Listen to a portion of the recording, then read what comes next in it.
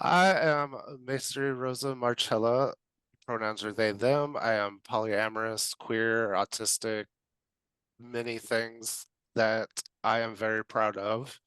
I put together this gender diverse panel of everybody. I didn't want just peers in this one because we're not a huge population, but I wanted different representation um, to kind of show what we do in the SCA. I have second gen. I have been doing this since I was 5, so around 1990. I've been doing martial arts since I was 10 in this hobby.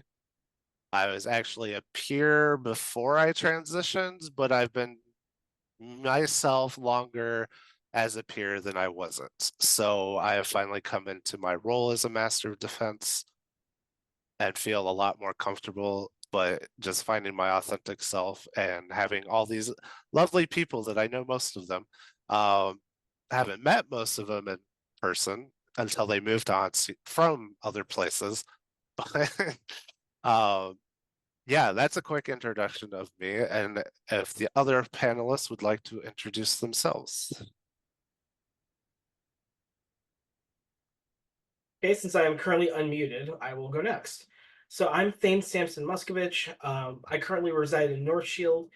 This is Stitch. He's evidently giving my companion for part of this because he's very happy in here.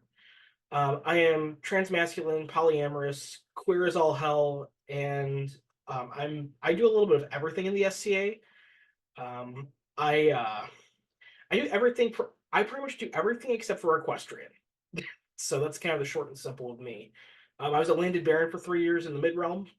Started in the mid realm, moved up to North Shield for work, and yeah, I'm looking forward to being part of the panel and discussing some of the things that have occurred as part of that journey. And yes, he's a very happy boy and very loud. Yeah, sorry, I could tell the bees were happy because I heard the cat purr. I was like, yes, the bees are content.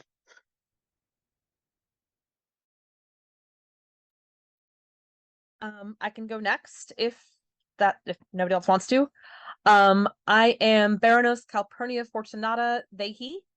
Um, I am transmasc non-binary, but I haven't started transitioning yet. Well, not it's complicated. So I look very femme. Not medically transitioning, but still socially transitioning. Sort of. Great. It's complicated. I live in Florida and my parents are bigots. So that's the fun. I am queer, That's the simple polyamorous, emperor. uh uh chronically ill, disabled. Um I've been in the SCA almost 20 years. I am a court baron, and a protege and an apprentice. My specialties are event stewarding, heraldry, specifically voice heraldry. I am Trimaris's Kingdom Court Herald at the moment. I am learning Renaissance court magic. That is my current art sci passion. I'm doing fortune telling as both research and as performance pieces. So that's really fun. And I am also a deputy corporate DEIB officer in charge of social media and education. So that's about me.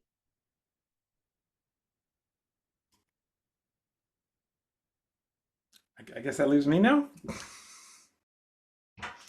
I'm Duchess Hrafna. I just had my 20-year anniversary here within the SCA. 12th Night 2004 was my first event.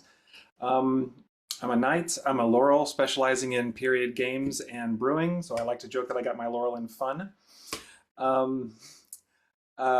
Transfem, my pronouns are she, her.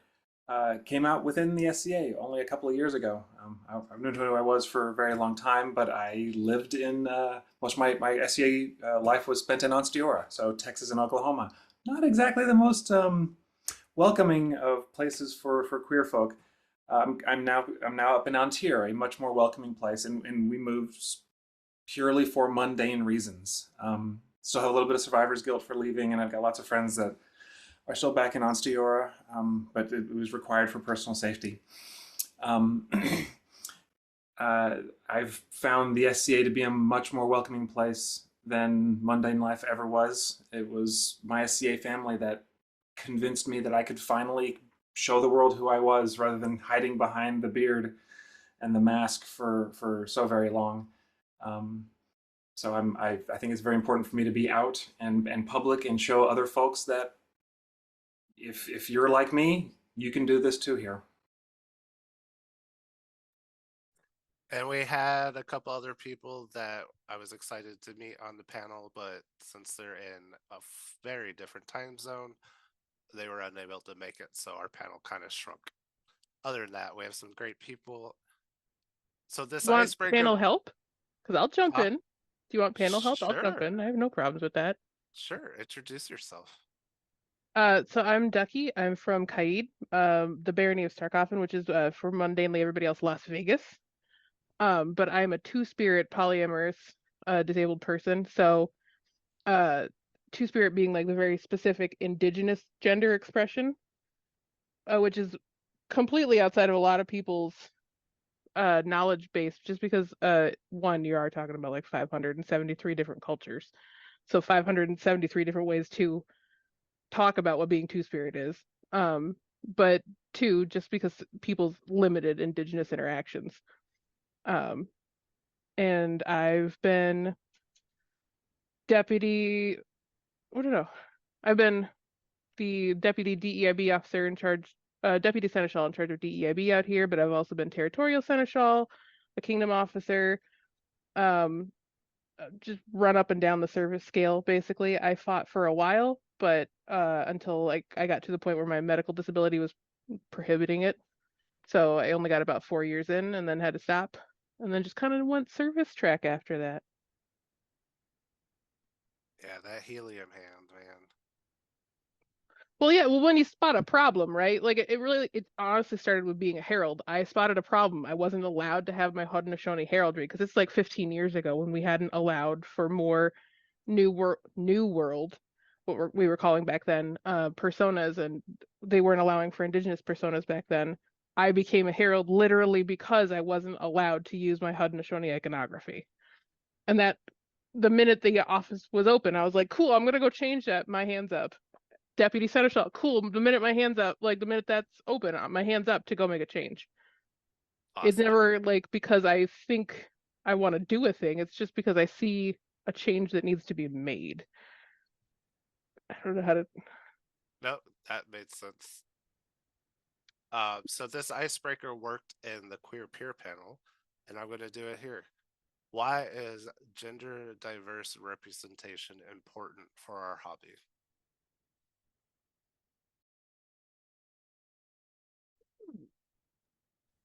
Simply put, representation matters. I mean, it is important for people to see themselves as like who they can be. That's really what it comes down to. Like, as far as anecdotes, Seto won Mid-Realm's 50th crown. Second black king of the Mid-Realm. The first was Jafar.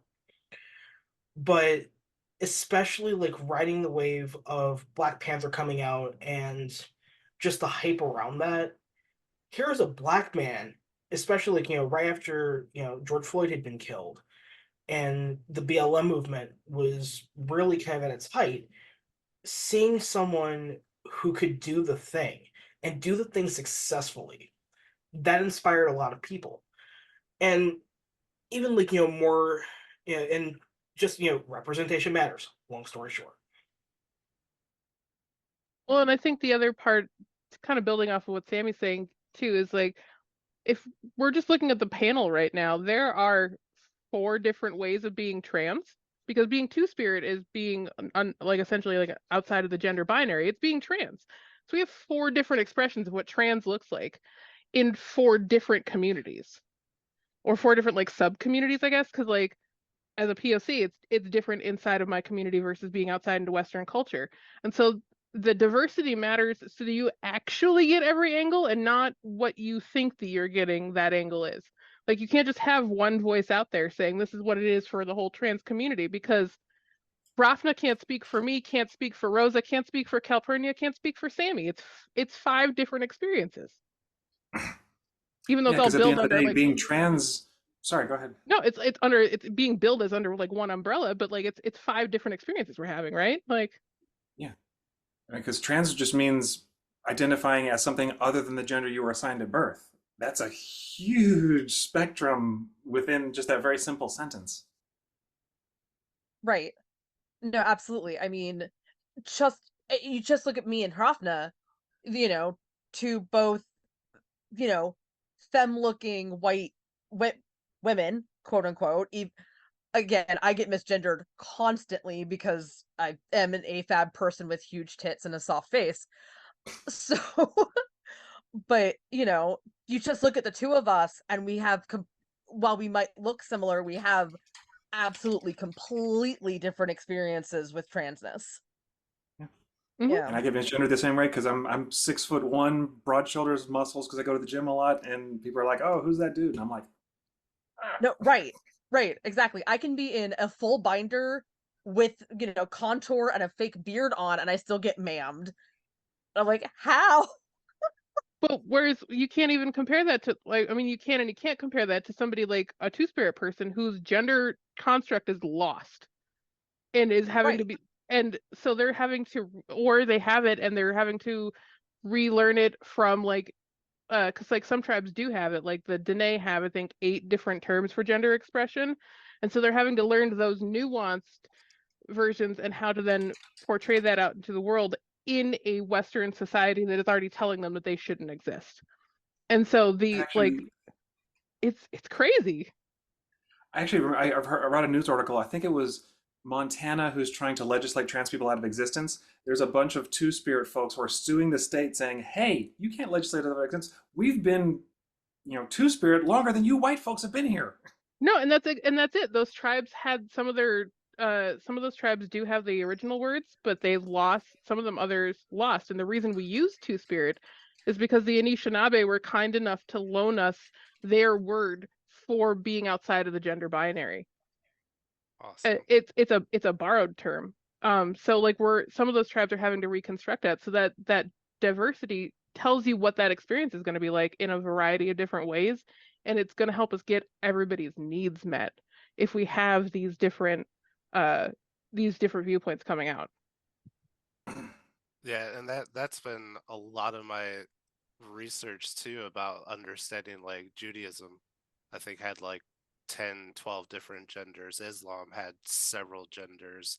So the fact of the binary is actually so new. Yeah, it's so Um, modern. Within the last yeah, 150 years to 200 years. Yeah. yeah. And We only even when had you and even when you look at old history documents about the patriarchy was confused a lot of times in some lawsuits of like man, woman, man, I don't know. I've and female husband. A lot of the documented cases where they started dead naming people is how historians started finding people that were trans Mhm. because the court didn't know what to do with us in the 1800s. That's when like a lot of the stuff got documented because England was very good at documenting that stuff. Um, but yeah, the whole representation part is I'm seeing youth come out now in the SCA. I'm seeing I love how open Gen Z has been in schools and stuff because I think I had Caitlyn Jenner was my first like I can change my gender. And that wasn't even like a great representation, but that was like all I remember having. But I was very unhappily married at the time. I was like, I can't do anything now.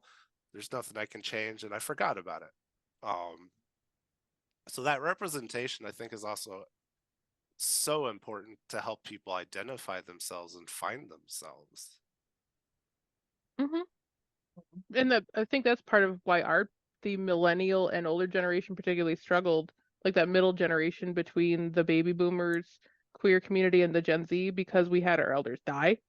Mm-hmm. Yep. And so we struggled to find who we were. And I think that's why there's so much more of a focus on having that representation and the diversity, because we lost an entire generation to 2 generations of it. and we're having to rebuild it. Yep. Yeah, as We- someone who's we- on the younger side of Gen X, I got to witness a lot of that, and on all the living in Texas at the time, all the jokes that came along with it about look at all the, sorry to be crude here, but look at all the fags who are dying, Mhm. and people were celebrating that back in Texas, and it was People were celebrating it even in other places, though. As an older Mhm. millennial who grew up in Yeah. New York, they were still celebrating. It was the gay people were there, sure, and they were having Stonewall, they were doing all these things, and it was fantastic. But there was still a bunch of people going, "Cool, the cops are killing them. I'm fine with that. Cool, these people are dying. I'm chill with that. Let's leave them there. Let's not do anything to help them." It wasn't. It's everywhere. Mhm.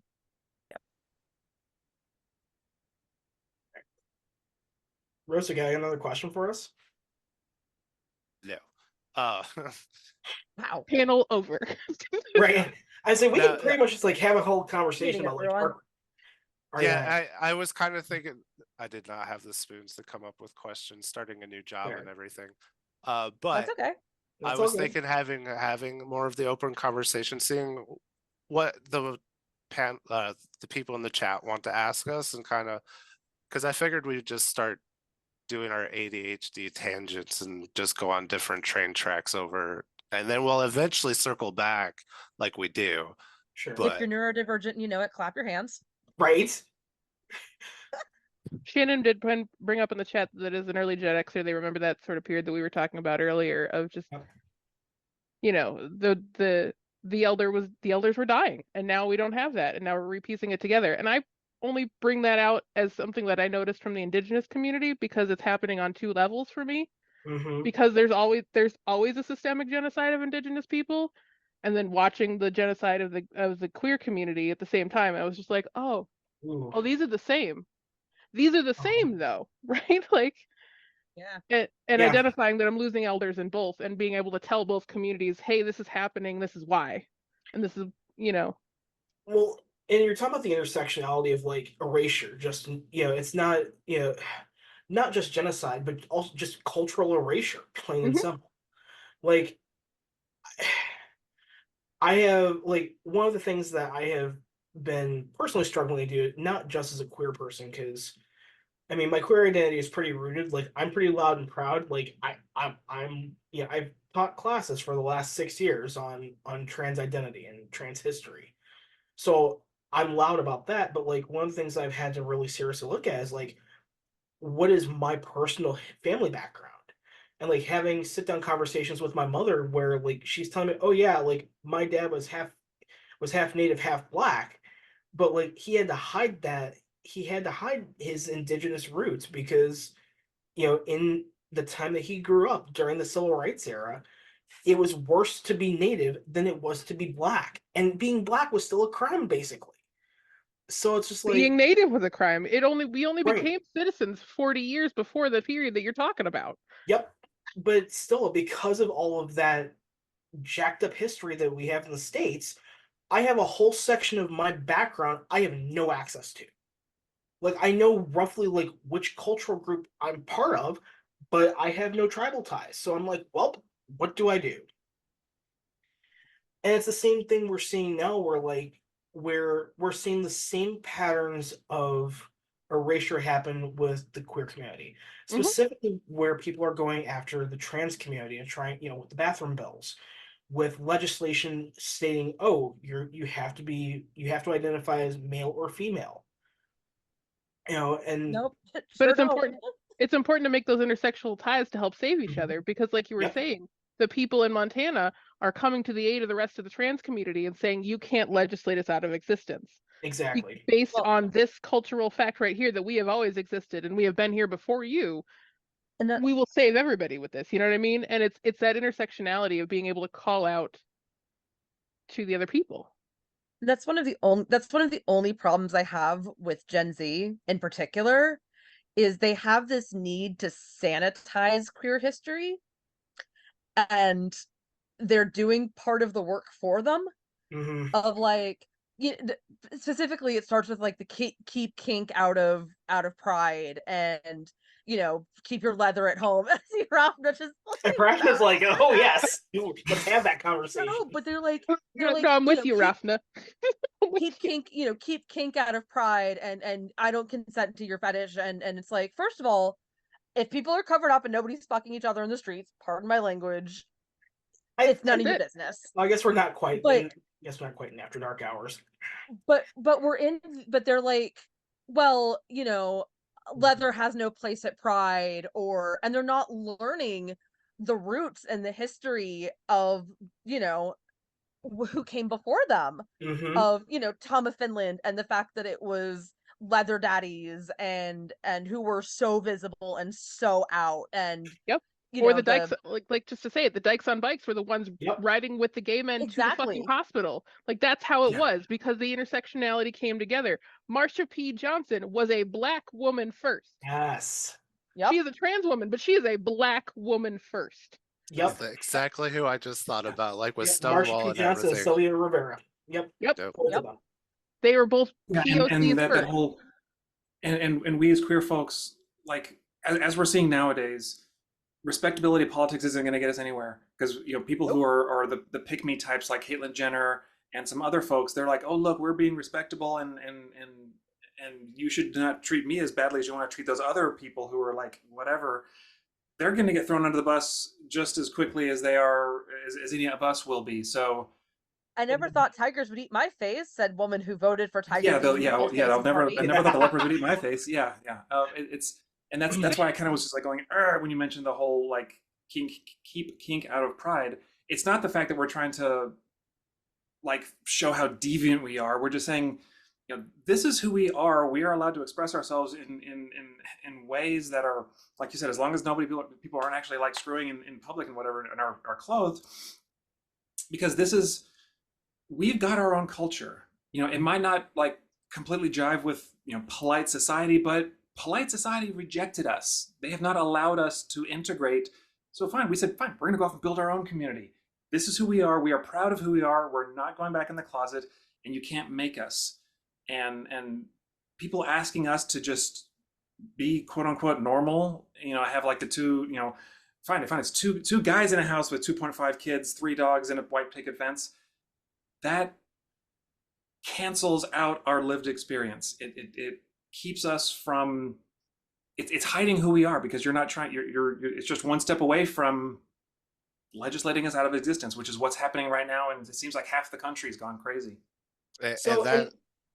Go ahead, sorry. I was going to go off that with the drag bills, and people in the SCA specifically were asking, if those drag bills pass, how do we dress in the way we want to dress? Like, what is the definition of gendered clothing? And that just, it's scary when you think about it outside of safe states, like just trying to participate in the SCA. Like, I don't even know if my friend next door is going to turn me into the cops because I dressed in such and such clothing, and now you're illegally dressed because of these drag laws and everything. And it comes into play too when like you rent sites, and I can say this as somebody who did the seneschal aspect of it too. If I had to rent a site in a place where a drag bill got passed and I had people actively in drag at that site, somebody could fully call the cops on us and shut our event down, and I would have to be fine with it because I am the legal representation, and there would be nothing that I legally could do because I have to adhere to the modern law, and I would have to let them shut down our event unless I figured out ways and working with the LGBTQ community to help find ways around that. And that's why you need advisors and like people who will be trusted to get to the positions of power to actually hear what we can do and ways we can fix it, because you're not empowering people in the SCA to deal with it very well. Speaking of which, one of the things that we recently did in North Shield is we wrote into our kingdom policies that whatever site we rent from has to have a statement of equality. Like, full stop, that has to be part of it. Anything in Canada, it's already written into their federal laws, so we don't have to worry about Canada. But I also, in North Shield, we've got North Dakota, South Dakota, Wisconsin, Minnesota. We still have to, in addition to Canada, so we've got to still worry about the facets from those states. Like, are we going to have places, is it going to be safe for me to go to? I mean, quite frankly, I walk into an event in North Shield, you can find me. I am a 6 foot tall, 300-pound black dude. You can find me. It's You're maybe very, one of very. 2 or 3 people who look like that. Yeah. That's maybe if a local knight shows up Yeah. who's a On very similar build to me. on a generous day, there might be 2 or 3 people who look like you. Right. Exactly. So it also becomes then a matter of safety, and again, it goes back to that intersectionality, where is it going to be I kind of hate to say it, but like for North Shield, I'm kind of the litmus test where am I safe going to this spot? Because if I'm not safe going there, that's probably something you should be looking at again. Hmm. And that's an And that important kind of goes to the whole point of like, people who who try to defend the patriarchy, mostly, cis white people. They're like, well, why would I want to do something to weaken my own power? Well, in the end, patriarchy and racist systems hurt everybody. Yeah. They may not want to admit it, but cis men are limited by the patriarchy in what they can do. Like how they're not allowed to be expressive in their emotions unless it's like anger. They're not allowed to. Like I saw, there's a stupid video that was last week from Matt Walsh where he was like, if you buy a Valentine's Day present for your wife ahead of time, that makes you gay. Oh my God, nothing is more fragile than straight male heteronormative, machismo. That is the most fragile thing on the. But I'm on a Facebook group called "Must Man Harder or the Queer Will Unpenis Me," which is delightful. But it's all the like, this is soap that's shaped like power tools because you have to be a man, and if you bathe with regular soap, you're queer. And they're so fragile, and I cannot imagine how. But let me tell you though, sad that when we break the is. glass for them, though, it's so sad. And when we break the glass for them, they're totally freed, and they fight against it because it's what's comfortable to them. That fragility is comfortable, right? They think it's not as fragile. They think that their fortress is not based on sand, it's on stone for them. Their little fortress of manhood is unpenetrable, whereas we're showing them it's built on sand. Oh, it's gotta be, right? it was exhausting. Thank you. like Thank you. I mean, speaking of gender diversity, though, like one of the things I have to say has been the most freeing about being transmasculine is the fact that I get to define what is masculinity for me. Yes. So for me, it includes being soft, expressing those more gentle emotions. Whereas I can be very tender with my friends. I can snuggle up with my friends, and it can completely be non-sexual. I can express and say, "Hey, look, I really feel hurt by X, Y, and Z thing. I feel, I actually have feelings and emotions, and it is expected of my friend group that if I screw up, they call me on it, and we have a rational discussion about these things, and it doesn't devolve into anger. And those are all those things that we as queer people in general, we get to rewrite those definitions for ourselves and for the communities that surround us. The one time that I tried to have an honest discussion about being transmasc with my mom, her response was, "Well, honey, you can't be a boy. You were never a tomboy." And I'm like, first of all, mother, That's not every cis man is butch. Mhm. Like, that is not a thing. Nobody questions this in I mean, well, they question it in cis dudes, but And second of all, mother, ever since I was the time I was 7, I have wanted to be the soft romantic lead. I like mom, I am my expression of masculinity is I'm a twink.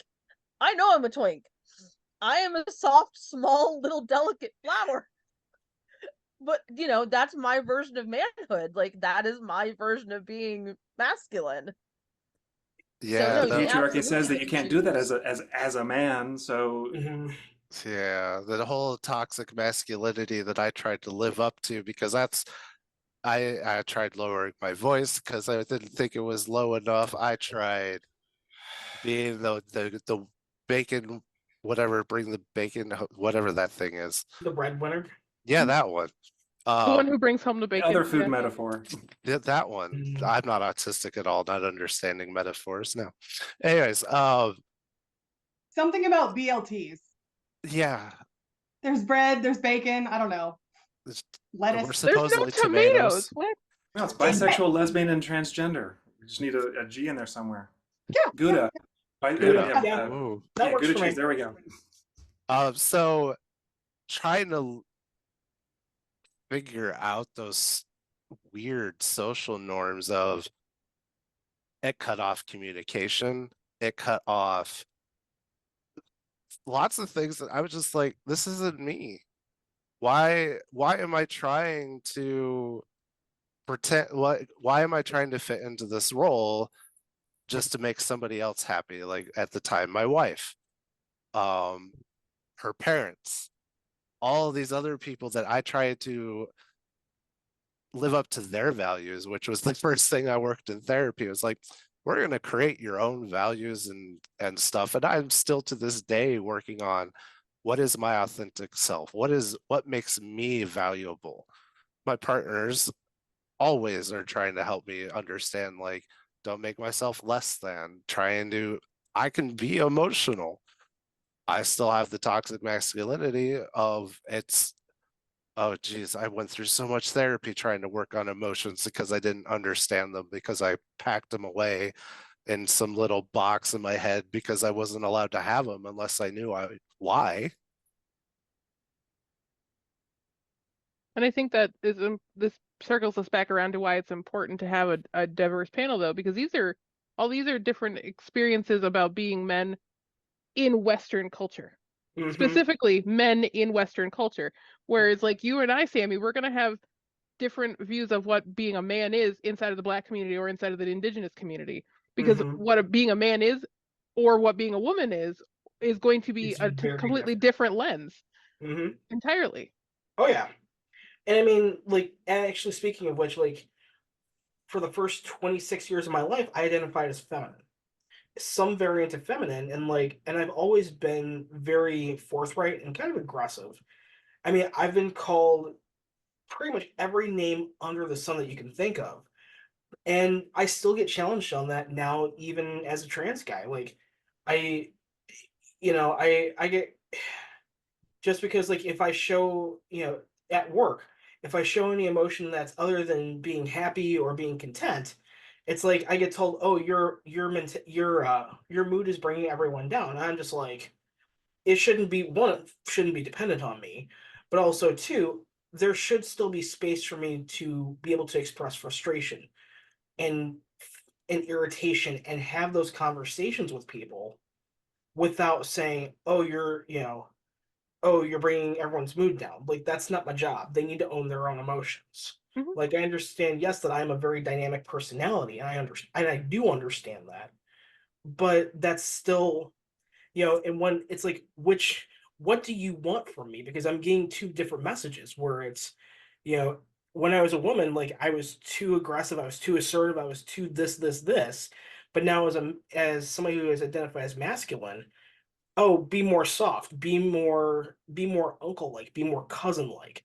And it's just like, yeah, no, that doesn't really fit for my view, especially right now where I'm trying to move in a space that is predominantly dominated by white cis folks. That does not flow for me. And again, it's that whole intersectionality. Like, Yeah. and we see that, and I'm trying to bring this back to the SCA. This is very predominant here in the SCA. For example, again, kind of using Duckie and I as examples, we're both moving towards a path to peerage. Because if I remember correctly, you're a protege. Yes? No, I gave No. that belt back forever ago. Fair. I knew Calpurnia at is a some protege. point. Calpurnia is a protege, right? Yeah. No, Okay, I gave so that belt back, but that speaks to the community that I'm in, that I would not want to be a peer in the community that I am in, because I look at that group of people and cannot see leaders at all whatsoever. And Because of how they treated me about like gender diversity issues and about things like that, where they not only like stuff inside the binary, like issues between men and women, but also like how they treat the LGBTQ community and how they treat specifically the trans community in this kingdom in general, I cannot look at that group of people and treat them like peers and treat them like leadership like they should be. Oh, but Shannon has a comment or a question? Shannon? Yep. There we go. Just what you were touching on, that mindset in the SCA. I mean, my first event was in the early 1980s. And I've been in and out of the SCA for ever since then. I live in Ontario, but my protege is in Caid. And I'm not my protege, excuse me, my pelican. And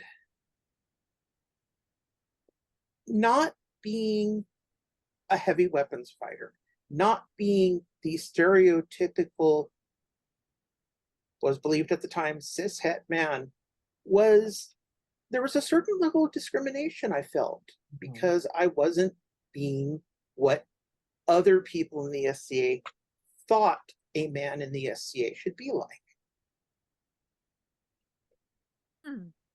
And that's one of the reasons why, before I came out about a year and a half ago, I was convinced that everybody was going to leave me because I'd seen other trans folks treated so badly within the SCA, like to the point where they left.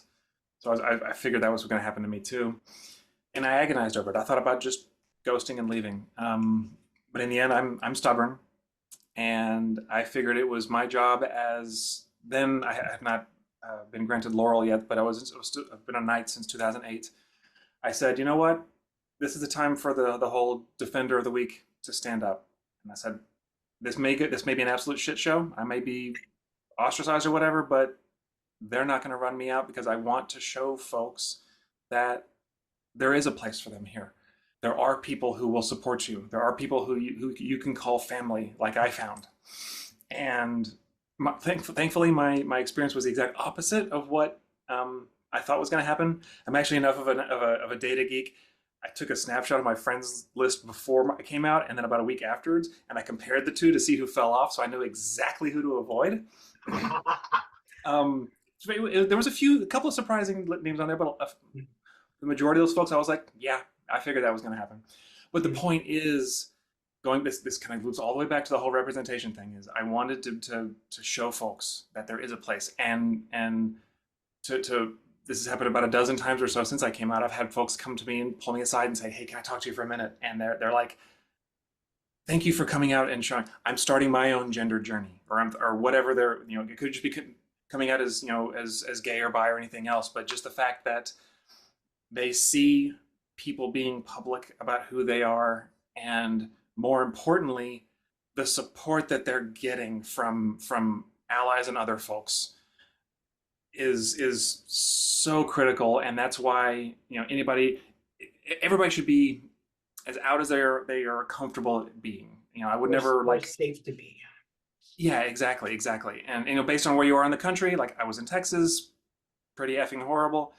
Other places like where I am now in Washington State, much more accepting. And it's without that representation, without people who are willing to stand up and say that bigotry is wrong, we're not going to make any progress. And I don't expect everybody to fight that fight.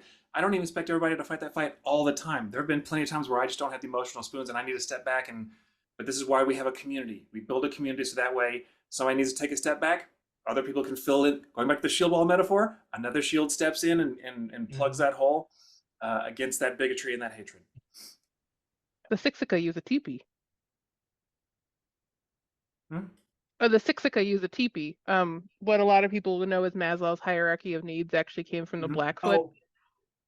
And the Sixica use a teepee metaphor is somebody in that community has to go and be the support for the teepee, like has to be one of those the long poles, and you have to hold that pole, and it's hard to try to do its job, but you have to swap out every once in a while so the pole doesn't break. It's the same idea as that shield wall. You have to swap out every once in a while so the pole doesn't break, so the shield doesn't break, what have you. I was talking about that in one of my classes in my class I was teaching earlier about, we can't pick your battles. We can't be everywhere all at once. We will die. Yep. We just can't. A bundle of reeds is stronger than all of them individually. We are stronger together. Yep. The other thing too is that I don't think I think becoming a peer is important because you can change the inside of those circles, but I don't think that we should allow people to let becoming a peer become everything, even Yep. when they are part of a marginalized group. And I think that this is important because you can be an elder and a recognized member of your community without any sort of peerage status being bestowed upon you. That is something that I learned last year very well, that like I don't ever have to be a peer for people to expect that behavior out of me, that level of community leadership and that guidance. I don't ever have to actually get the accolade for that to be expected of me. Somebody's Mhm. just got to decide one day that I'm somebody worth listening to, and that's Yep. the accolade. That's it. Yeah, That is and absolutely true. Yep. as So, somebody that, Duckie, sorry, What's up, Anna? sorry. So the irony in that is that is actually what makes you a peer. Yep. And then it's just for the crown to recognize you. You are already a peer when you act that way, whether or not. Oh, let's Right, let's not but get into peerage. Let's not get into peerage circle politics and things I like know, that. I know. 'Cause- Just like, but Ooh, but there is people a should, difference between the behavior and the recognition. Yes. So anyway, peers are recognized, not made. That's a whole nother conversation. I've been parts of those conversations. it is accurately, but I want you I to just- know, I I just think that recognize we your should wonderful use like behavior. I just think we should use empowering language to have people be those kinds of people without ever having to get the recognition, because if you are waiting for the recognition, it will never come. Mm-hmm. Well, Fair. if I waited for recognition for half the things I did, I wouldn't have been in the SCA. All my awards except baronial are martial arts. And I've been seneschal and other things, but I'm here because I grew up in it. I wrote the youth rapier rules because I had the privilege to start when I was 10. Well, Even and let's be realistic. The average time for folks to earn or be recognized as peers is like 10 years, which means we're basically hamstringing ourselves if we're waiting for that recognition. yeah. So we have Mhm. to actually do the work, no matter if we have been recognized or not. Otherwise, we're going to be putting this on hold Well, indefinitely.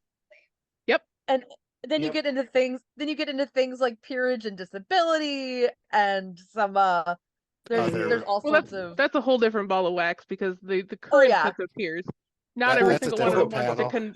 Yeah.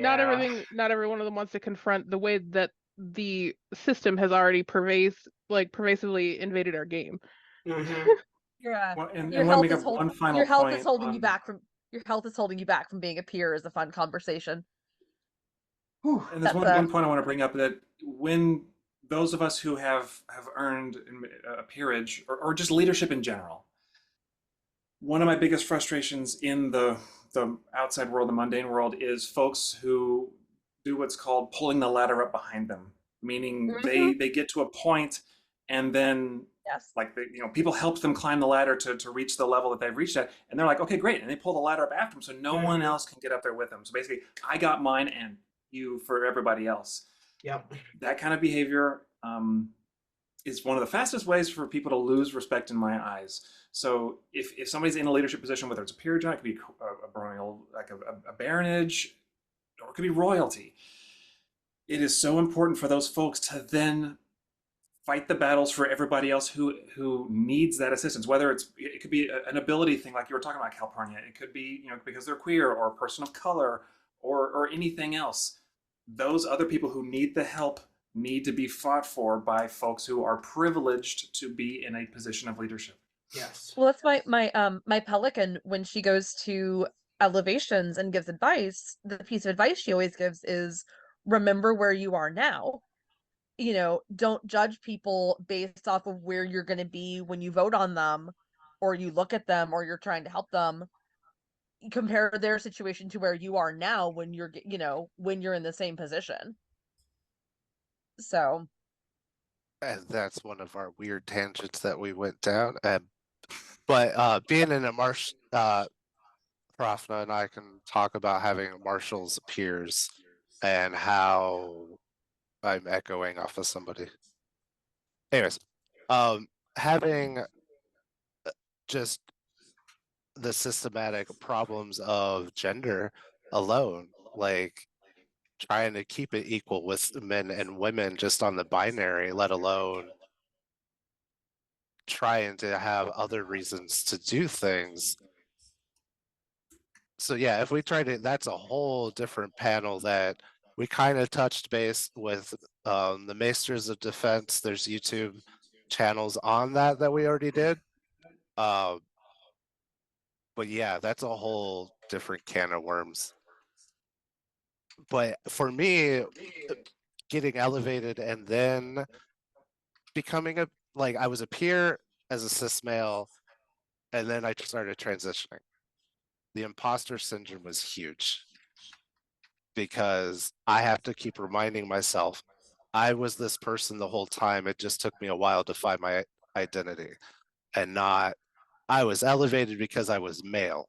It's like, no, I was still very autistic. I just didn't know it. I had a lower income bracket, so it's harder for me. It literally took my mod paying for hotel rooms to make me look like I had more financial income than I did.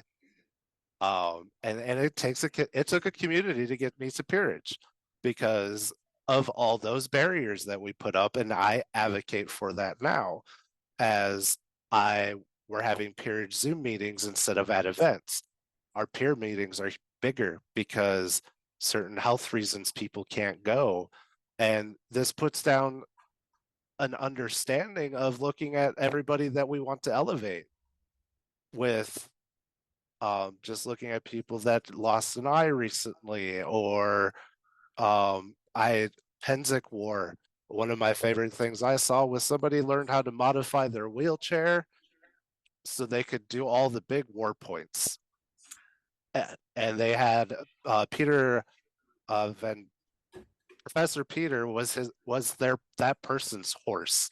So, but getting those ideas, we have to have that leadership of how do we show people what to do? Where's the tools that we had to learn so they can start a little bit more ahead of us and get that better? But it's a very long, slow, frustrating process, especially at a leadership level that I've blown up in my peerage group because I'm like, it's so easy to change, but it's not. One of the most dangerous fighters I ever encountered when I was coming up as a squire was a guy named Richard who was in a wheelchair. He was a paraplegic, from the waist down, his legs did not work. But because he, as he said it, walked around on his hands all day, meaning he was rolling himself around, he had big, huge arms. And if you got in close to him, he would murder you straight up. And it was, if you could stand toe to toe with him for, a minute or two, you were doing pretty damn good because he would clean your clock. And unfortunately, he kind of dropped out. It was probably, I don't know, 2008 or so, just for mundane reasons. But it was so inspiring to see him. He fought both singles and on the melee field. In fact, there's a great meme that I haven't seen in a while, but basically it shows him kind of rolling himself down a line that said, if he can get out there, what's your excuse? Kind of a thing. And it was just such a wonderful guy. I'm sorry I didn't have the spoons that day. Okay, that's my. But that's all it should take too. Is like if you say I don't have the spoons that day, we should lay off you. Yeah, and it should be that the talks about equity when you're talking, especially in these marginalized groups, should just be that at the end of the day, it should just be okay. This person did it. These No is a people can complete do sentence. it. Yeah, and no is a complete sentence. And that is why I took a very long time to get squired. I wanted to make sure I could have those healthy boundaries. Like with Protege and Laurel or the Apprentice too. Like before I even decided I wanted to really pursue other peerages, like I really needed to know what my boundaries were because I was learning those last couple of years. I couldn't even attend. I was getting panic attacks after a couple of an hours at a crown event because there was just too much people. But that goes back into our identities and everything with gender and what we view our values and roles are helps us choose the people in our lives. Like ever since I've been out, I'm finding so many more authentic people. I'm finding people that they're learning from me, and I grew up with them being a second gen. Like I have friends that used to never talk about their mental health are now asking questions about anxiety and hoarding food, even if it's expired. Like, is this trauma related and stuff? And a lot of us can relate to having trauma with just gender roles and things and let outside of cultural and other things. But yeah, just starting by advocating, as I've seen the change very slowly of the last 6 years since I got divorced and been quit drinking and then found myself. We're starting to see crowns be a lot more aware of accessibility issues. Like I know of a couple in Onsteora where if you are somebody who doesn't want to be called up into court because it's just an anxiety type of thing for you, they will, if like you're going to be granted your AOA or some other award, they'll just come find you and do it off to the side, make it as low stress as possible to meet your comfort levels. And it's that may seem like a small thing to anybody who's not who doesn't have anxiety in this particular case, but again, awareness. You have to show people that there is a challenge, there's a problem that needs solving. If you don't know that something needs to be fixed, you can't fix it. And educational events like this are a massively key component to that. Well, and especially when you're talking about making things, to kind of circle it back to what you guys were talking about, the fighting aspect of it too. You need people to come tell you what's going wrong and what's the matter so you can actually improve the system, right? Because I remember that when I was starting to fight, I would tell people that the system was broken, but they didn't have an interest in fixing it because there wasn't anybody else around me that looked like me to improve it for. It was just for me at that particular moment. There was one other femme-bodied fighter, and she was in the middle of moving, and I was using her kit. That was it, though. There was literally only one other femme-bodied fighter in the entirety of our barony at that time. And so if you chase, like, you need the diversity to come tell you how to fix your program. You need the diversity to come tell you how you can adapt, because what those guys were doing was using they were teaching through pain, number one, which is not how anybody in the gender minority is going to learn at all whatsoever. If you're a femme presenting person, that's going to trauma and trigger you. Like there's lists of reasons why training through pain is not going to work. And they were doing that, number one, but number two, they were assigning their like male machismo to it. And so like if you jump, like it's jump when you feel froggy for this bear pit, but if you don't last 4 or 5 deep rounds deep and you give up after 3 because you're gassed, then you've given up and you're not worth enough. And they're teaching through mental and psychological pain. And it was working on the men because the men don't know better, just for like lack of better terms. That's how they're accustomed to. Right. But it was not working on me. And I was sitting there going, no, I don't want to keep going and fighting. Like, yes, fighting brings me joy, but I don't want to go where I'm going to get mentally and psychologically abused. And it wasn't because these men wanted to do that, but it's because they didn't know how to train any other way. So I did see a question that I kind of want to talk about, creating quiet spaces. I have a person here that just stepped down from Blythe Nor that set up a specific tent that only certain people know to kind of create a safe, quiet space. They're kind of new. We are actually working on it with the Shadowlands, I believe, on making signs for safe, quiet spaces to kind of help people know where can they go destem and where can they go be themselves, and or whatever needs that they need. Kaid is also making some of those intentional spaces as well. At least one person is trying to make those intentional spaces, and she's bringing that tent with her wherever she can go. And it not only has like that space for you to unwind, but she also has like fidget toys, cooling rags, extra water bottles, earplugs, headphones to like to take out to minimize the stimulation. Just like she's bringing extra sensory stuff to help minimize the overload. So in Chimeras, we're doing one that is so I have what I call my caravan, quote unquote, CARE a van, where I have bug spray and band-aids and hair ties and safety pins and cheese crackers and literally anything you could want at an event.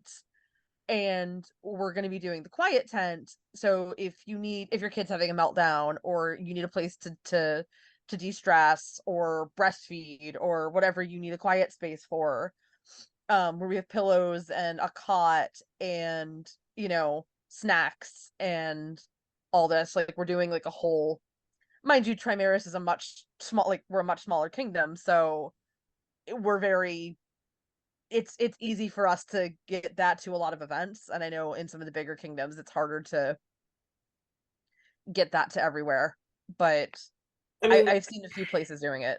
I mean, so like I've mentioned, I've lived in both the Mid-Realm and North Shield. Both kingdoms actually, depending on where you are, I know that that Finn mentioned in the comments that it's kind of limited based on the rooms at an event space. So I know in the Mid-Realm, when they're able to, based on the event space, they do try and set aside a quiet area because people do get overstimulated that is separate from the royalty space. It's just literally a space where, like, if you feel overstimulated, go chill out for a little bit, and it's open and accessible to everyone. Just because people need that. Like, even like I am a dyed-in-the-wool extrovert, but sometimes when I go to an event, depending on what event it is, it can be very overstimulating, and it's nice to just kind of get away for a few moments, like maybe grab a drink of water from a fountain, and just sit for a few minutes so I can catch my breath, and then I can go back out and re-extrovert and be kind of this, be the Uncle Tiger that like most people know me as. But it still allows people to do that, and and that there is a lot of value to that. I can verify that. I'm from Cinnabar in the Mid Realm, and our last two events, it's been like a star focus for us to have those spaces out there for us. A lot of people have been super appreciative of it. I personally was, because I am very I have really high anxiety, and so when I get to the point where I'm like, I don't even know why I want to cry anymore, it's so nice to have a space where you can go and you know that people aren't gonna like come up to you and like try to make you do things or bug you for certain things. It's like I just need like 20 minutes to chill out and get back into things. Yeah, Yeah. and Oh, sorry, go ahead. and as we could see, this is also where I've changed my stances on a lot of things, like why women's rights are important for trans rights and stuff. Like, it all kind of goes together when it comes to how do we make everyone feel welcome. And safe spaces are very important. Quiet spaces, especially for people that are learning to unmask to try to become themselves. Like, I get way overstimulated than before. And I'm learning that I was self-medicating a lot with alcohol, but relearning new boundaries and new limitations has been a huge thing I've been working on for the last 2 years. With my gender identity, like the social anxiety of being around people that I'm not sure how they're going to react to me because I don't quite look the gender like I'm supposed to be. Tier's been great at making me feel very welcome, but I know I have that privilege of the kingdom that I'm living in to do that, and not everybody does in the known world. Part of the reason I still wear femme garb, because I'm in Florida. Yeah, yeah, and I will freely admit that a big chunk of why I was received so positively even in Ansteora was because of my quote unquote rank within the society. I was already I'd already won crown twice at that point. I was a knight. I was very well known. If I was someone who'd been playing for a year and I came out, I will admit that my experience would have been completely different. Oh, that is absolutely true. It's Like absolutely true. I've been non-binary presenting, but still fairly femme for years in the SCA, and I've just started socially transitioning as much as I have in the last year, 2 years. And if I wasn't, I would not feel anywhere near as safe as I do if I didn't have the community that I did and been Yeah. playing as long as I have. Yeah, and again, that's why I want to make sure that when I've met other folks who are gender nonconforming or queer of any kind, on day one, it's like, okay, if I can be their advocate, be their support, know that show somebody, hey, if somebody gives you crap, come talk to me. I will help take care of this issue for you, because I don't want them to have that, run into that bigoted person. Is everybody here familiar with the term the missing stare? Mm-hmm. Where what that is? I don't want them to run into those missing stairs and have a bad experience and get run off because of like one or two people, when there's a lot more folks out there who will be supportive. Missing stair thing's a whole other conversation we could have, and that would probably take up a whole hour and a half by itself. They had a class on it. It's all recorded, so you can go check on it. I think they called it the broken stare. Actually, The broken and missing stare. I said that was actually canceled for this evening because the instructor couldn't make it. Never mind. Oh. Yeah. Dang. Well, but there is a big difference there too, just between a broken and a missing stare too. Like some people are intentionally broken. Some people are there to make a problem. Other people just don't know that they're broken. Other people don't know that they're missing.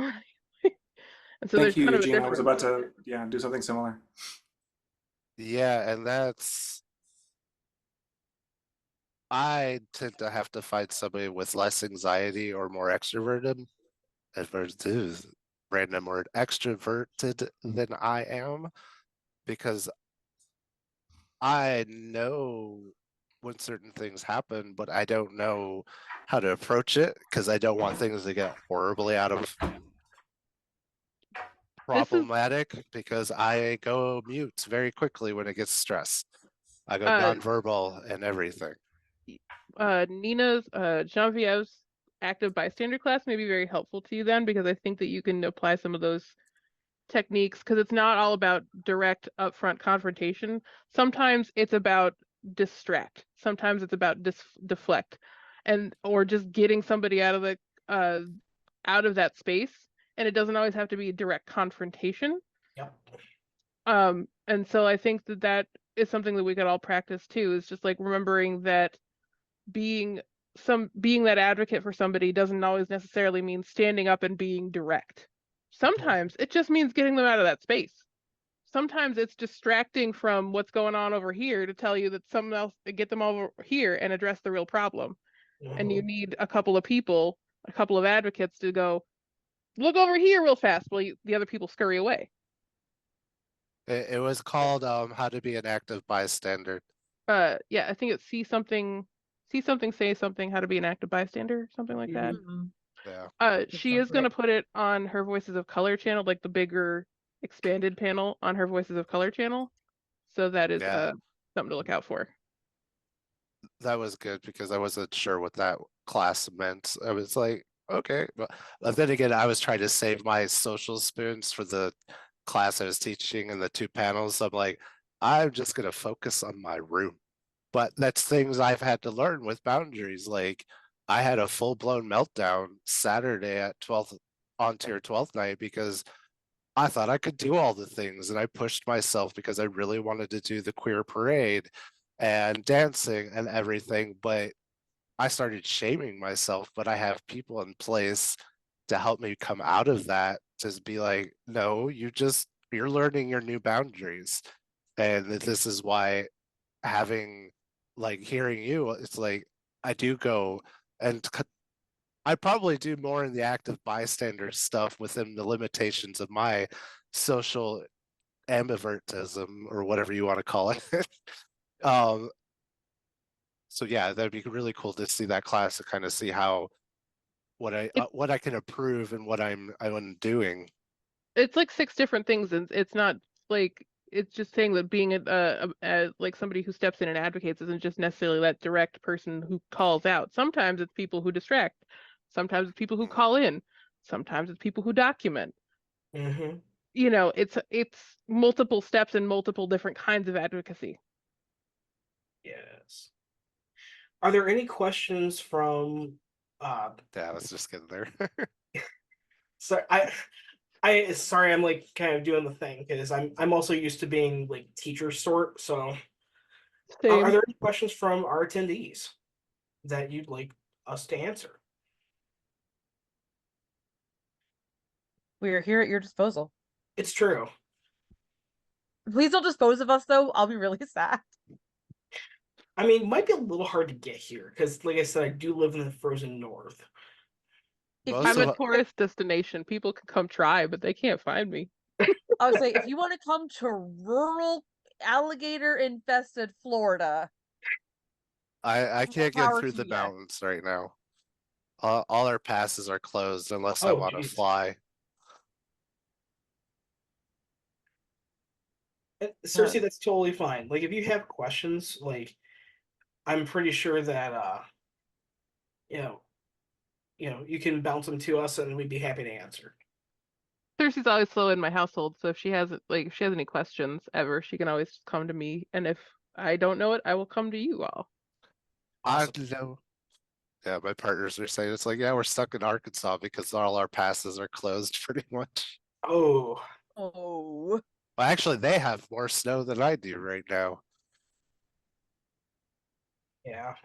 But I I mean, the just didn't passes want to being go closed anywhere is the today. thing. Okay, so finding your new normal is a big challenge when you have a big life change like accepting your identity or being diagnosed with a life-altering illness or disability. Yes, I was expecting a question, so I read it out loud. Should have read it quietly first. It's all Thank good. you. That's a great. Yeah, no, but It's a it's great true, discussion though. point. But yeah, Yes. Fanny is absolutely correct. I dealt with both of them at the same time.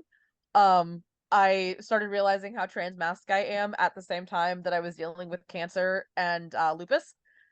So, like, that was that was super fun. 0 out of 10. Do not recommend. Don't double dip. Only pick one. Too many battles. Put one down. Have you been talking to Sometimes my you want to put therapist? some down, and like the rest of society doesn't let you. In Like- No, I Like, Uh, and I don't mean that in like the sense of like they keep doing things, so you have to respond. I mean, like, people now recognize you as the person to go to for this thing, and so now that you picked it up, you can't put it back down. right? Oh my Like, for god. so many people, there's not that many indigenous people in Kaid. There's like me and Ocelotl and I think Asaribo, and like there's like maybe 4 or 5 of us total in Kaid who are like being very out and proud about our indigeneity. But for so many, it was me for so long, they come to me first without talking to these other people. Like, I'm the Mhm. only indigenous person. Oh yeah. No, Yeah. I have definitely got the you're the only queer or you're the only trans non-binary person we know. How do you they them? Yeah. You are the I- token. I We had have one lady like she was like, well, I want to Oh, respect all of you. Like she's gesturing to me like she means like all of my different personalities. And I'm like, ma'am, you mean so well, and I love you so much. Shannon raised This their is hand. not how this works. Yep. yeah, I was just touching on the whole new normal thing, and I mean, SCA wise, when they disbanded the cryogenet, I was adrift. I had no idea. My whole identity had been wrapped up for so long with helping people and being a cryogen and doing that. I didn't know, and I'm still not sure where I'm going at this point anymore. When I went back to school, suddenly I'm in my mid 50s and I'm surrounded by people that are literally the age of my offspring. Transitioning, I'm suddenly in very much in the same thing. You know, it is important that when you have these life altering experiences, even if it's something in the context of the organization or hobby you have, that you try, you know, that not only do you acknowledge it, but you know, that other people can try to acknowledge that, hey, I understand what you're going through. I understand, you know, you're still accepted. Just Yes. my 3 cents. Yeah, Yeah, absolutely. I just finished my master's degree in my 40s, like a couple of years ago, and I had the exact same experience. I went back to school, and there was actually more than a few folks like me who are coming back, mid-career to earn their master's degree, but there's a lot of folks who you could tell were straight out of their undergrad, and Mhm. it was actually kind of interesting from a sociological standpoint to look at like the skills differences between the two, because I could have told you how to do a lot of cool things in the business world and blah blah blah blah, but like some of the like straight out of school skills that I was lacking because I hadn't practiced those in a decade. But the reverse was also true. Someone could have done some calculus, but they couldn't have told you how to actually apply it in the real world. So the best teams I was ever on those group projects were ones where we had folks from both groups working on the same thing, because we had that diversity of perspective and we did some really good work. So another good example of why diversity is awesome. It's kind of interesting because I just started grad school this year. Awesome. I am in the Congrats. grad program, and there's about 10 other people in my cohort, and all of them are in their early 20s except for me, and having that different perspective, I mean, there are things they will come to me to get my opinion on something because they figure I've been through it or I've seen it. And there are sometimes I'll come to them going, hey, what do you think on this? And it's actually kind of funny in one way, because there is one member of my cohort who is trans-masc, but has been transitioning since he was 17. I've been doing it since May. So he's become super protective of me in that regard. And it's kind of funny and touching at the same time. Oh, I'm so glad you have that though. Like that's such a really good, wholesome relationship. I'm glad you have that. But I think that it speaks to the importance of the intersectionality too, because that person is way ahead of you in terms of generationally how they what they understand about coming out and about being trans and about the history, and like they're literally like generationally older than you in that knowledge because they've been out in the community since they were 17, right? Whereas you are you are generationally older than them in other ways, and can like that the intersectionality actually helps you both, because it fills in the gaps that you both have. Exactly. And since we're looking at time, Baroness Anna had a question. Okay, so for those of you that weren't in the panel prior to this one, I'm polyamorous and bisexual, which means I have become a major, I think Duckie described it as, the center TP pole, if you will, for people that want information about things like, hey, how do you do polyamory? Okay. Mm-hmm. The token, there's other people were calling it, yeah. Yeah. Right. So I've found, for me at least, that it's very important for me to set clear boundaries about when I am available to discuss these things, and if I want to discuss these things, and if there are certain topics that are off bound or off limits. What sort of experiences do you have pertaining to setting limits specifically about your experiences and discussions? Sorry, that's kind of a big jumble of bleh, but there it is. Yep. Yeah, that's fantastic. I love that question. I was reading I the do chat too. about all the different poly people in the chat. I will swear to God, stack of I- pancakes is the I overlap have- in these circles.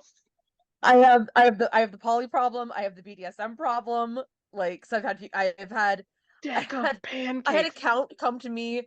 I had never spoken to this count more than like 5 minutes in my life, and he was like, "I need to ask you a really important question," and I'm like, "Yes, Your Excellency." Oh. He's like, "Can I talk to you about how to be a submissive?" And I'm like, "Jesus Wait, what? Christ. Not here. I'm Not here you can. And I'm not even Christian, but Jesus Christ."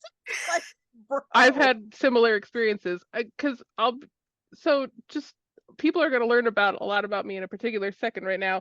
The same guy I went to the Brazilian Jiu-Jitsu gym with was also the same guy I ran a BDSM convention with, was also the same guy I worked in his law office, was also the same guy who I was on his crown reign.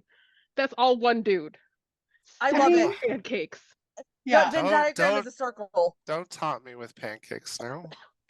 I'm hungry now. Which is funny because that is what I'm planning on for dinner with Brilliant. strawberries and bananas and blueberries in them. I'm just Oh, saying, stop. queer breakfast club, queer brunch club, we're there. He was also poly, but he just didn't like the poly community out here. So like that's one dude in 5 different communities. There's no way I could have avoided if I tried. Intersectionality, right. communities run small. I've had these questions. Fortunately, a lot of people that ask me are, can I ask you a question? Is always the start. And I'm like, not right. And unfortunately, with the people that are in my life, I could usually say, not right now, or you can ask the questions and I'll answer them when I have the energy. The interesting ones were like, how did you know you weren't the gender you were? And I'm like, that is a very long answer. Why are you thinking this? What has come up in your? I kind of deflect the question back to them, like, why do you want to ask me this? Is there something going on? It's like, well, blah blah blah blah blah. Like, they'll start explaining, like, well, I feel like I'm female or male or whatever, but outside of the gender binary, like it's just weird. I'm like, yeah, that's a whole lots of life experience you're gonna have to start thinking through, and what makes you happy in the end, is what I usually end up telling people. But yeah, oddly enough, I haven't gotten the kink, but I keep mine pretty quiet on Facebook, and the polyamorous people are very aware about that. But yeah, those are interesting questions that I don't, I but that's haven't just had. because they're gonna find me for something. I'm already brown. I'm already queer. I'm already non-binary. They're gonna find me for something. Might as well be loud about everything. Smoke. You can't see me. My favorite is making straight people question their sexuality. Oh, Yes. that's so Because fun. I'm transmasc non-binary, but I do femme drag. Nice. So I get the like, I'm so confused. You're hot, but I don't know what you are. And I'm like, just Does go it with matter? it. Just go with it. I Like, I yes. find you attractive, but I don't know what to do. Why do you have to do anything? I flipped my whole polycule. All 4 of them identified as straight before me. Oh, that's funny and brilliant. Congrats to you. Yeah, my whole yeah. polycule's been queer from the get-go. Like, To answer your Gender question, fuckery for the win. so Anna, to actually answer your question, because I don't know if we did. We did go on another tangent, but they're fun tangents, so it's all good. To answer your question, because I kind of have the same problem as Duckie, where I'm 6 foot tall, 300-pound black. Yeah. I'm brown, black, brown, queer as fucking loud and They're proud. gonna find us. I mean, kinda. I basically have to just tell people, I'm like, look, especially when I'm also a recent grad school graduate, so especially when I was dealing with all of my final projects and everything, I'm just like, look, I love y'all, but y'all need to give me like 6 months. I cannot do like anything high intensity because this is where my energy has to be. It all comes down to communication. Like, I will tell people, I'm like if I'm at an event and people are like, can we have a conversation? I'm like, well, it depends on what that conversation is about. If it's something that's going to be a little bit more intense, I will ask people to send, yes, GPA before fun, but I will tell people, I'm like, look, I try to keep business cards on me. Here's my card. Find me on Facebook, send me an email, send me a message on Telegram. Send me a message. I will get back to you. It may give me a couple days, because right in the middle of this, especially if I'm fighting that, if I'm fighting that day, I need to focus on my fight, because I'm out there on the list because I want to improve. Like, Yep. I want to do a thing. I have grand ambitions of fighting in Crown. I need to work towards that. So You're giving all the great notes since I just applied to grad school for MSW, like writing down these notes from all of you. Like, okay, that's the healthy As somebody boundary. actively in an MSW program, the SCA should always come second. Like Yes. I am telling you that right now. I'm in a JD Yeah, MSW program, and I quit being seneschal because I was just like, cool, I can't do anything but be a law and social work student right now. There is nothing else I can do, Mhm. which is Life why always I'm doing comes stuff first. like this. Because it's 2019 to something. 2021, when I was in my master's program, I took a big step back from the SCA. Granted, there was also a pandemic in there too, so there wasn't much happening on an event perspective from the SCA. There's a little bit of an advantage there, but all of 2019, I was like, I wasn't going to events. I think I maybe went to 2 that entire year, because between a full class load and working full time, I had no brain power, no energy for anything else. And setting those boundaries was important. Mhm. Oh, I've had to do it for my health. I've been thinking about that, needing the SCA for breaks so I don't get too far gone. That's why I'm doing the part-time program for MSW, because I know I can't do a full Yeah. load just mentally, and my partners would probably yell at me. I'm also working full I'm time. just crazy enough to want to just power through it as quickly as possible. I literally Yeah. can't afford that. So I have to work full time while I do it. And so I'm Yep. doing the part-time program as well.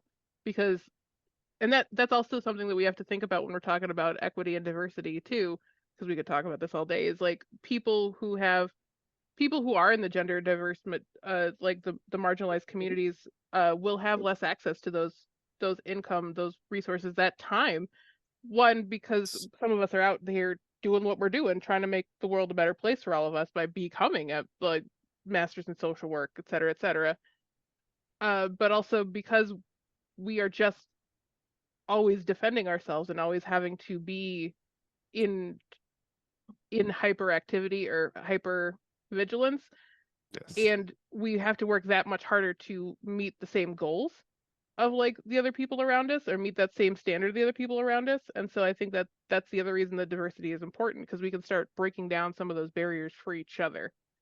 Yeah. Like It took you're nearly 6 literally months for. oh, Sorry, go go ahead. ahead. No, I was No, just saying, please like finish your Rose is thought. literally taking notes from all of us as we break down the barriers for for them to get better about how to progress through an MSW program while still, making the SCA something of a priority. Mhm. Yeah, because like actually speaking of which, with that, like the entire time I was in grad school, I was also the Stellari secretary. The Stellari, for those who don't know, is North Shield's greater officers. So I have been their secretary for the last 2 years, because that's been a thing. And as somebody that had to restart their career journey because of the harassment, and construction sales is what I used to do before I found peer support, counseling type of stuff. So yeah, I had to start all over back at minimum wage, and have been struggling and finally getting up there again. But yeah, it's definitely new barriers come up when you didn't used to have them, and then you change your identity, and and then find out your mental health caused even more barriers and stuff. And yeah, that's a whole nother panel. I think we're And about this at is like, time. Yes. Yeah, yeah, fuck that. we got 2 minutes before 6:30. So thank you, everyone. I know it went a very neurospicy in our conversations, It was truly a panel. right? Right? Um, I love, like, we were interrupting each other just as you do. Social norms, what are those? But Real quick, there's a question asking about blue feather. Yes, blue feather is all over the place. It's a society wide thing. There's certain places where it's Yeah. more prevalent, but it's not isolated to one geographic area. So It is, look yeah, for it's an folks open in your world. area. Yeah. The class on the history did Um, actually get recorded, so if you have questions, that will answer a lot of them. But also, Josh the Imperfect is very happy to answer questions about Blue Feather. Yes, he there's a Blue Feather Facebook group and a Clan Blue Feather Discord group. The Discord is a I little didn't know quiet. I didn't know about the Discord. Yeah, there's a Clan Blue Feather Discord group. Drop It's a that little link. quiet. It is a little quiet, but it does exist. Hold on, I got you. Hold on. There's also a trans people of the SCA Discord group. And Facebook Yep, group. that one's super quiet though. There's a bunch of them. There's also SCA DEI. There's one The specifically. FAFO group. Don't forget about the FAFO group. that there's one's the FAFO very group. active. Yeah. There's ones specifically for people under 30, or under 40 too as well. Nice. How do you find these Discord groups? Because a You lot of them are like invite only, or you have to find like the link and stuff like that to get to them. usually have to find the link, yeah. That is the downfall there. And sometimes the links are posted in the Facebook groups, other times they're not. This is the one I just dropped in chat is the one for the Blue Feather Discord. And they have specific subgroupings in that Discord for the Blue Feather and the various kingdoms. I just a that? quick if you want to find me on Facebook to help you get some of those links, I know most of the Facebook groups, not really prominent on Discord, but sometimes just asking people in the community will help you find these places too. Vanny, sorry, I'm getting her up real quick. Vanny, I noticed that you mentioned that you are waiting to come back to Minnesota. Where in Minnesota are you? Because I'm in North Shield. Well, I am not in Minnesota. I'm in Wisconsin, but I'm real easy to find and easy to network with, and I'm happy to help you make that connection.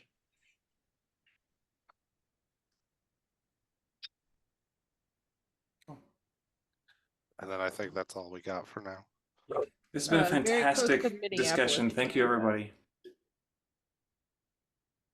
Yes, thank you. Thank you. Thank Yeah, you thank very you all much so for much. it. I've had a really fantastic time.